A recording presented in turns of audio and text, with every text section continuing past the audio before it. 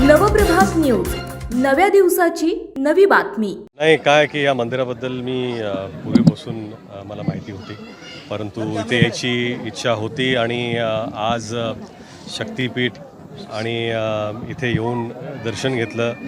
आपल्या महाराजांवरती एक एवढं भव्य दिव्य मंदिर आहे आणि इथे येऊन आपण दर्शन घेऊ शकतो आणि महाराजांचा संपूर्ण इतिहास या संपूर्ण परिसरामध्ये एवढ्या चांगल्या कलाकृतीमध्ये इथं दर्शवलेलं आहे किंवा दाखवलेलं आहे. ही पण छान गोष्ट आहे. माझं खरंच खूप शुभेच्छा आपल्या सर्वांना की आपण महाराजांच्या प्रेमापोटी श्रद्धेपोटी एवढं भव्य मंदिर बांधलं आणि आज पहिल्यांदा आलो आहे, पण नेहमी मी नक्कीच येत जाईन, कारण इथं येऊन महाराजांच्या चरणी आपलं मस्तक ठेवून एक ऊर्जा मिळते आणि मला वाटतं हे ऊर्जा देण्याचंच एक स्थान आहे. शक्तिपीठ म्हणजे शक्ती आपल्याला प्राप्त होते इथे येऊन, ते स्थान आहे म्हणून इथून छान वाटतं. नाही खरं म्हणजे मला वाटतं की महाराजांविषयीची श्रद्धा ही सगळीकडेच आहे, सगळ्या प्रांतात आहे, परंतु एक ध्येय ठेवून इथे ह्या मंदिराची स्थापना झालेली आहे आणि असं वाटतं की महाराज हे आपल्यासाठी देवच आहेत आणि देवाची जागा ही मंदिरातच असते आणि आपल्या हृदयात असते.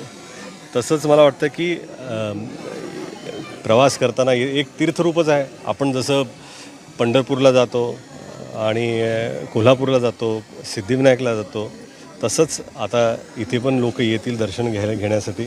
असंच एक हे श्रद्धास्थान होणार आहे आणि आहेच.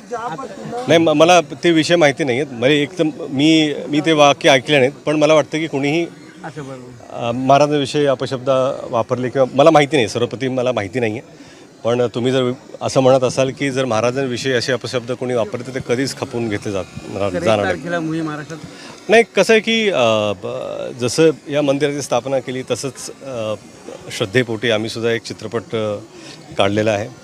येत्या 1 मे रोजी तो सर्वत्र प्रदर्शित होणार आहे.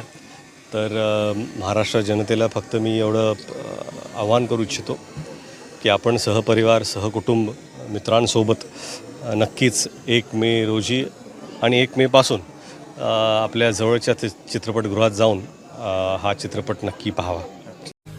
आपल्या परिसरातील महत्त्वाच्या बातम्या पाहण्यासाठी आजच नवप्रभात न्यूज चॅनलला यूट्यूबवर सबस्क्राईब करा आणि बेल आयकॉन प्रेस करा.